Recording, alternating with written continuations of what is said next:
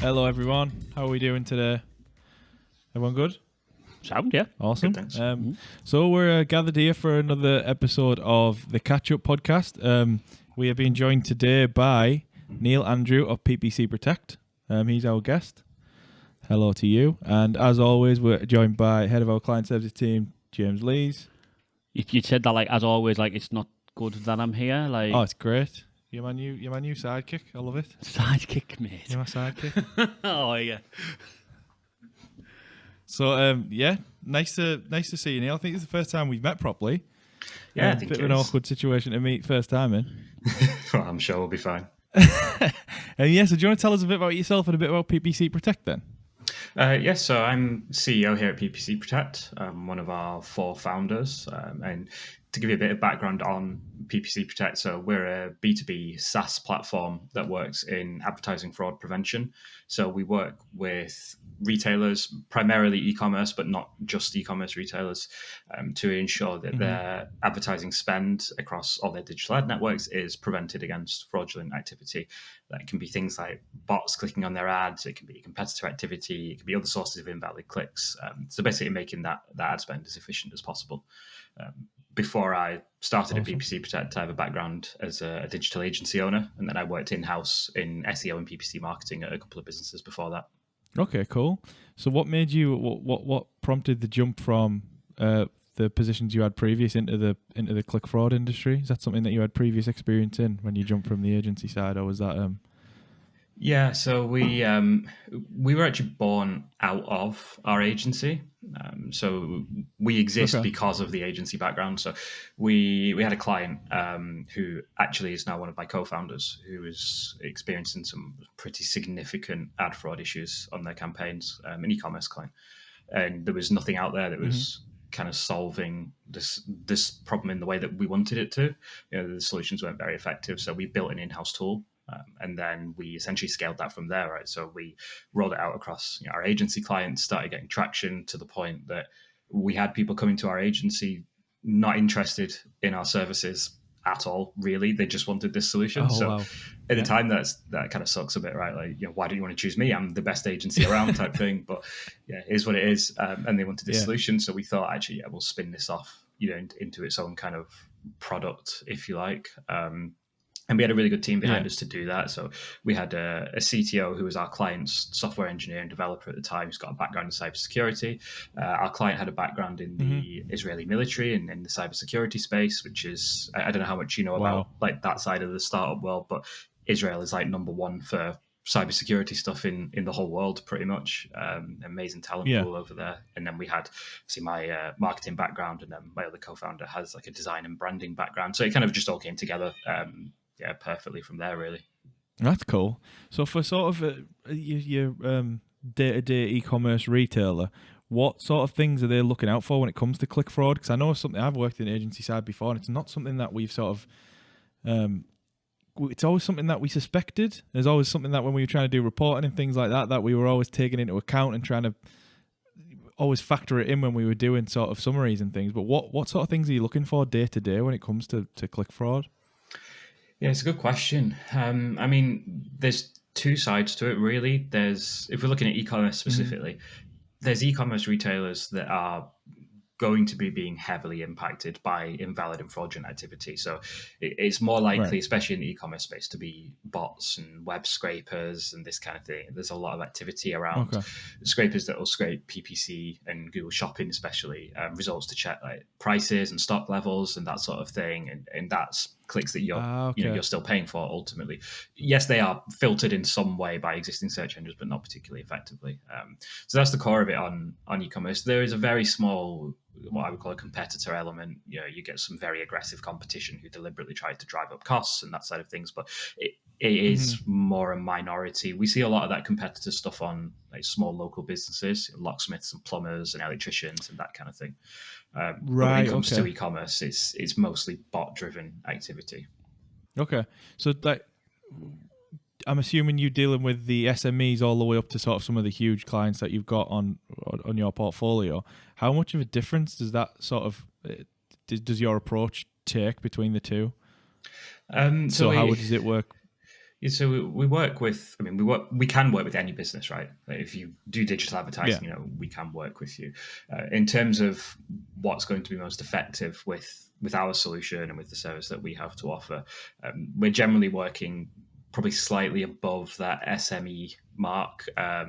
So anything of sort of 10 to 40,000 ad spend plus per month. That's kind of like our sweet spot and where Right. we Okay. sit.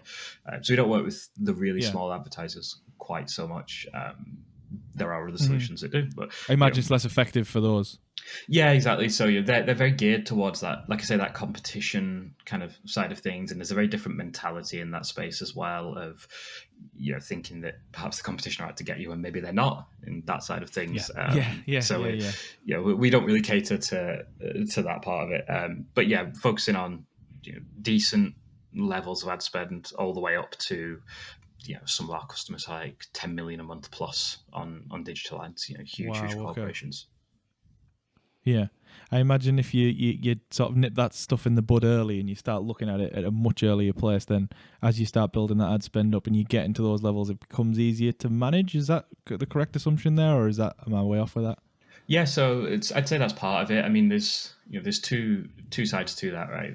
The first one would be if you are experiencing significant invalid or fraudulent activity, then your ad spend as a retailer is going to go further. Your ROAS is going to increase. You're going to get more conversions for Mm-hmm. essentially the same spend, right? You've got the budget signed off, so you're going to get more out of Yeah. that spend. That's one part of it. The other side of it is very much making sure that the campaign data is clean. So you're making decisions based on data that is actually accurate. If you look at a campaign and you think, I'm not going to invest in that campaign because the ROAS is 3x, say, for example, right? But you have another campaign that's 5x. I'll focus on the 5x one, it's better. But actually, that 3x one, if you remove the invalid traffic from it, might be 7x, 8x, and that's where your money should be going. Okay. So there's two sides to it. Yeah, there's the improving the conversions, and then there's knowing that you're working with clean, reliable data. You're getting exactly what you're paying for, essentially. That's cool. So just following what you were saying there. So you were doing this from the agency side of things, and you built a SaaS product. Is that right? Yeah. And then you split it out into the SaaS world. Because I think it was something we were discussing earlier, wasn't it? It happens quite a lot, You'll come across quite a few. I'd say in particular around like digital agency tools and things like that, such as Click-Forward, PPC Protect. There's the guys at Shoptimized.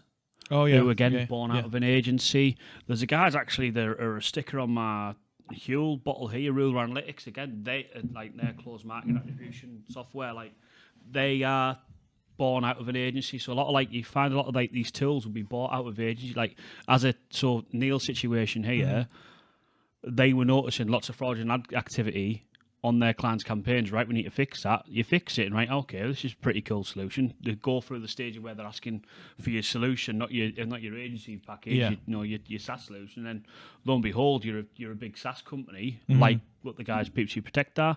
But it's a similar story to us. I mean, we're born out of an agency. Yeah, completely. So it happens probably more often than you'd think. I mean, I imagine we've got similar growing pains there.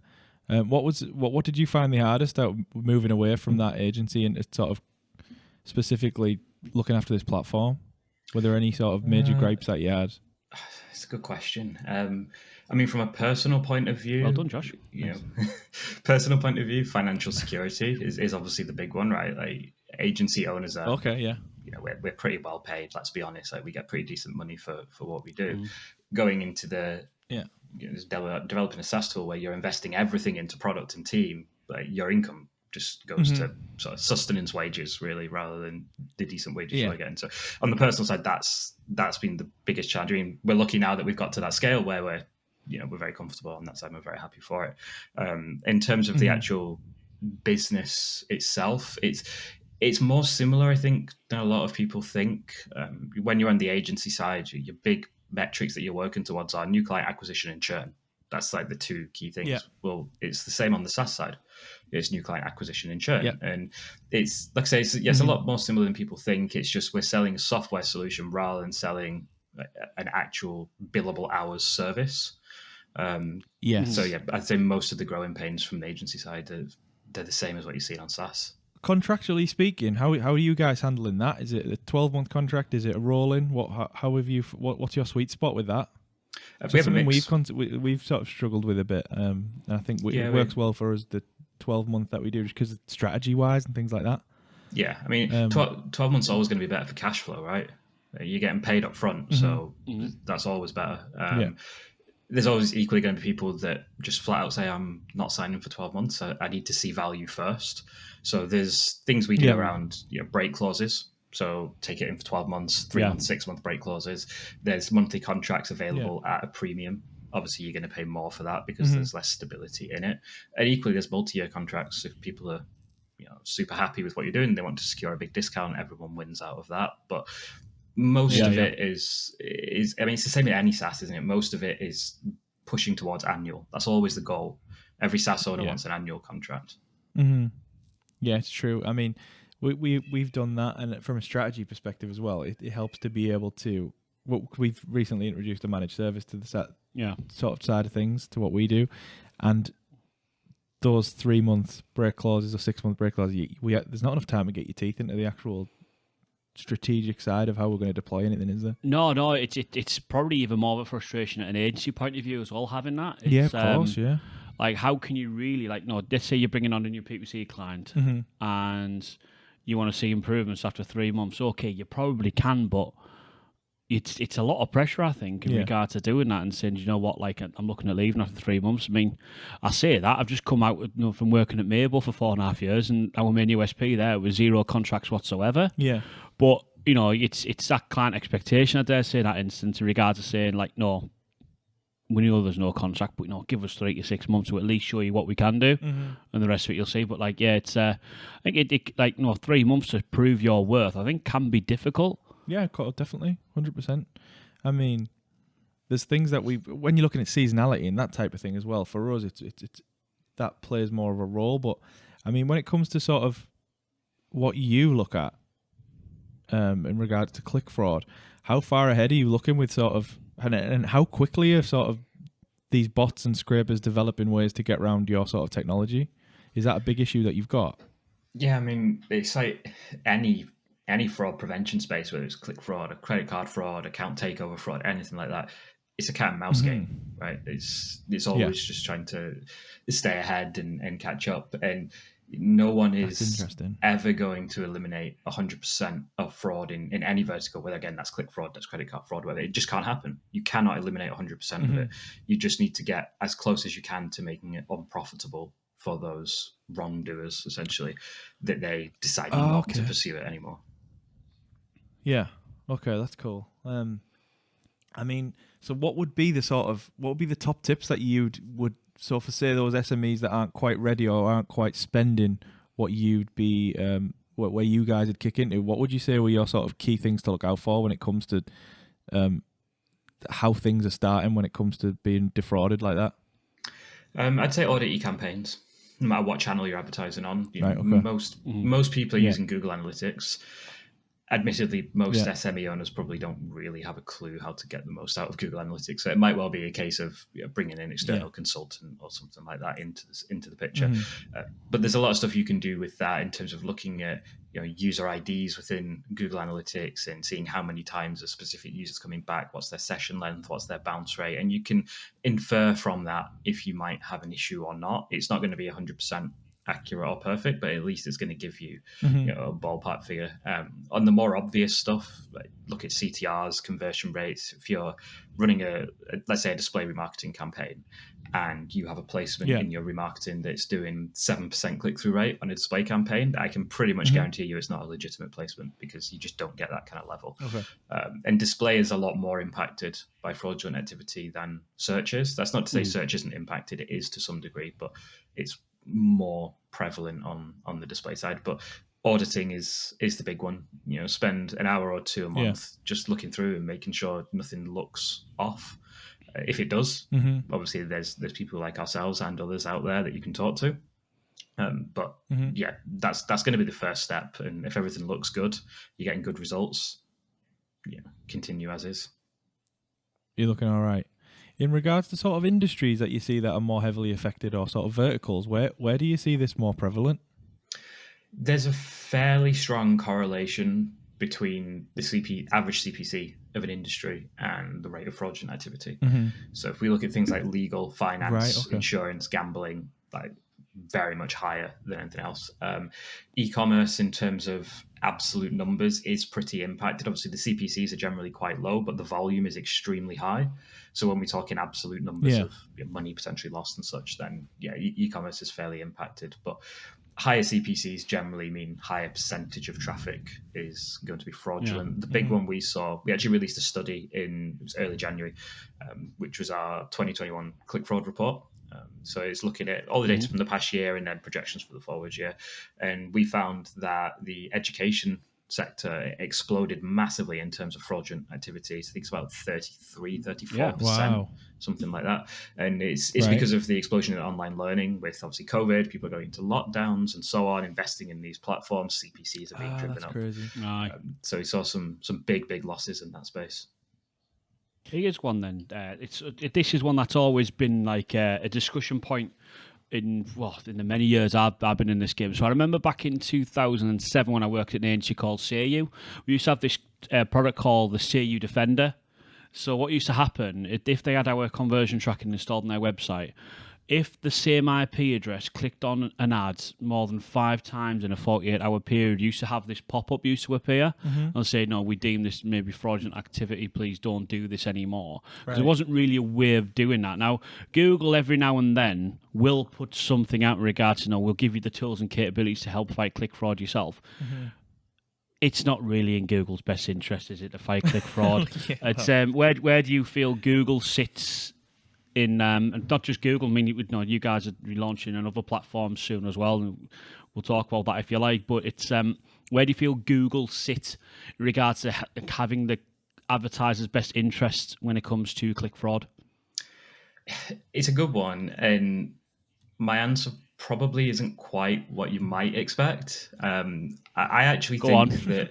So and I'm not just sucking up to Google here, right? I think there's a lot of issues around them, especially the announcement they made this week around third-party cookies and how they're going to handle that. And I think it's a lot of antitrust stuff coming their way, put it that way. But I think when it comes to click fraud, they genuinely are looking out for advertisers' best interests, right? Because if Google has a reputation of having unclean, fraudulent traffic on their platform, that hurts their revenues. People put their spend elsewhere. Very true. So I do think it's in their interest to do it. However, they are an advertising platform that focuses on, we all know how Google ad account managers work, right? It's clicks. They don't really care about budget. They don't care about conversions. It's all about clicks. All they want to do is up that number of clicks. That's their KPI. That's their goal. That's what they're optimized towards. They're not optimized towards being a solution to combat invalid traffic and fraud like we are. So Google have this, the way we always put it is, Google have this kind of one-size-fits-all approach, right? They have algorithms that work on this kind of thing. They deal with this kind of thing. The team that does it are not big by any means. They're good at what they do, but they're not big. We are an additional verification there that sits on top of that learns from your account structure, that learns from your user activity, and then builds something that's personalized to you. So I guess one way to liken it is Google has smart bidding, right? And it has pretty good smart bidding algorithms, but there's a lot of third parties that have even better smart bidding algorithms because that's all they do. They focus just on the bid management or CSSs, I guess. I know there's a whole antitrust thing and why that came around, but it's the same idea. They specialize in that specific element. So we don't think they're doing a bad job. We don't sit here and say, hey, they're doing nothing and you're getting trashed with fraud. They do a decent job. We're part of the same working groups as Google in things like the IAB Tech Lab. We work alongside them. We know what they're doing. So I wouldn't criticize them in that sense. I would just say it's not their priority in commercial interest to be wholly focused on this one segment, which is what we do best. That's superbly spun, by the way, Neil. I just did an investment round. Can you tell? I've been saying that onto investors. No, it's true though. It's true. It's exactly how we see it. No, I think that's a fair shout. That, and I think it's again you're on about in regards to smart bidding technology and stuff like that. Because I know there's a lot of top tech companies in this space as well who kind of specialize in Google Shopping automation, things like that, and. That's the same discussion they have with me when I say, well, surely your tech's going to be no good now. Google got smart bidding. It's like, no, that's not all they do. And I think that's a very, very fair point, what you say there. Yeah, that's interesting. It's interesting to see how that's going to change. Obviously, Google smart bidding that's what they're pushing. And we were discussing yesterday, Neil, in regards to these small advertising accounts. There won't be a need for an agency with these in not too distant future because Google will basically cater for it. Yeah. As soon as it can do some better work in regards to onboard creatives and stuff like that. So I think it's a very, very good answer. So- and even I say I'm going to say I'm speechless and I've got nothing to say on it, I've literally spanned that out for a minute saying I have nothing to say. So from you two guys having that sort of background that you have, how far off do you reckon this automated version of bidding is off being that It's good? already there. And it's Google they're hammering it home now, aren't they, Neil? Like I mean, at Maybor, we were pushed massively from Google to like get higher smart bidding adoption. That was like when I made Incentivized KPIs. for that. Okay. Like so your KPI from Google because like for example at Maybor we won the top ranked premier partners in the country in regard like from Google, and we wanted to keep that. So one away, the carrot, the dangle. They want us to have better smart bid adoption as long as they gave us the reasons why. Our clients' performance was our most important metric here, but if they could show us how smart bidding would help our clients more, Yeah. all for it. And it's a good tool. And it's for a lot of advertisers, they still need that agency input. Right. Okay. Because that automation, that automation still needs some element of human control and expertise for it. But looking from when Neil, from your agency days, from you managing Google Ads and things like that, I dare say the day-to-day work of a PPC account manager, a PPC strategist is completely different as it was 2, 3, 4 years ago, isn't it? Yeah, I would say it's completely different. I mean, on the bigger accounts where you're talking tens, hundreds of thousands a month in paid search and paid display spend, then you're looking at transitioning more into the strategy side of things. Like that's where agencies are very much going to go. Where does the money go? What does the create? And James touched on it before, but what do the creatives look like? That's one area where Google's pretty weak on automation at the moment. To be honest, not very good at it. Yeah. But for the smaller accounts, when you're looking at maybe £1,000 a month and under of ad spend, this is why Google are pushing smart campaigns, right? Because if that agency charges you, let's say 15%, £150. Now, for £150 a month, you can't really do an awful lot with the user's account. You can't put much time into it, right? So, I mean, I know James has very strong opinions on some agencies at that sort of level and scale, which I'm sure you'll touch on. But you can't do a whole lot on those accounts. But the way that Google see it, and rightfully so, it's in their commercial interest. That £150 a month you're paying to an agency, that could be in their pocket in extra ad clicks. Yeah. So why don't we just push towards that and automating that? And at that sort of level of the market, you can automate it fairly easily. And I think one of the most telling things that Google's done about this is when they rebranded from AdWords to Google Ads. AdWords was all about putting in, this is the key word I want. It's all bidding on words, right? Google Ads is about bidding on themes. It's about bidding on audiences. And honestly, 2 or 3 years from now, I would not be surprised if you sign up to Google Ads. Let's say you're a plumber. You sign up to Google Ads, you say, I am a plumber in Middlesbrough. I serve clients within 30 miles of here and it costs £50 an hour. And that's it. That's all you give to Google, and they'll go and build your campaigns automatically and run them.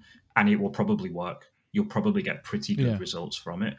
That's where I think it's moving towards. And I think those, I don't want to say lower end, but those cheaper agencies, they should be worried about that because they're going to have to adapt somehow. And I think I could tell at Maybor that the support for them kind of there's probably a better way of using, but I'd say bottom feeder agencies, they were gradually getting pushed further out the Google Partner Program. Okay. So the Google Premier Partner Program got cut massively. Right. So it went for over 1,000 in there to about 150. Wow. And was that in one go? Or was that one?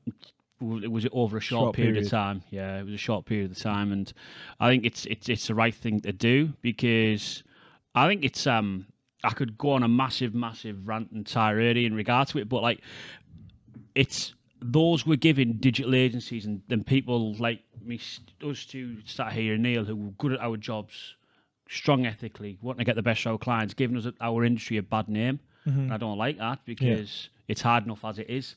So get rid of these agencies that are huge call centers and hard sales pitch who deliver nothing because they can't offer you a service now because Google will do it for you. Yeah.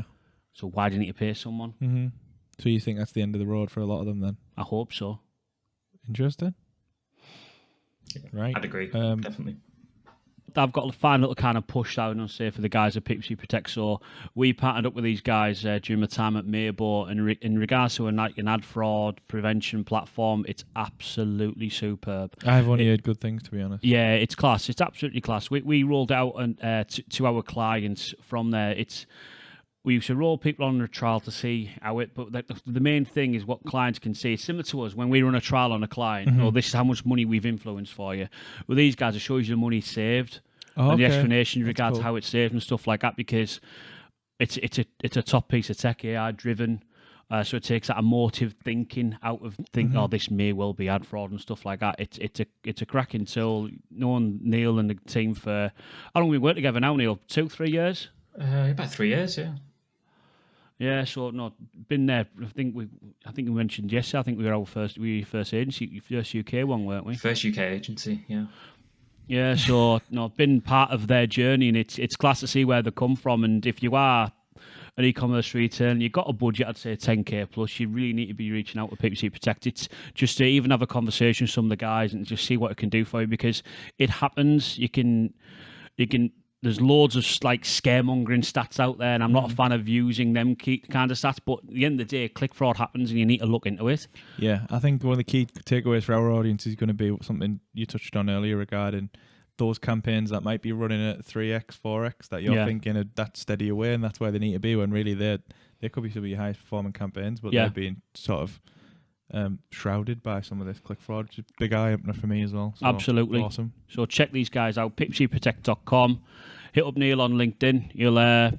He just put some posts on there that I don't agree with at times, but he's always up for good debate. Awesome. But yeah, all the guys on there, like it's they're good to know, good to have in your network. And if you are an e-commerce retailer, there's absolutely no harm in reaching out to these guys and at least having a conversation. It's something you need to look at if you're not already. Definitely. Right. Thanks for joining us. Anyway, hopefully we get to do it again. Maybe later this year. We'll get a catch up, see where you're at. Yeah, definitely. Thanks for having me. Awesome. Cheers, Neil. Thanks a lot. Thanks.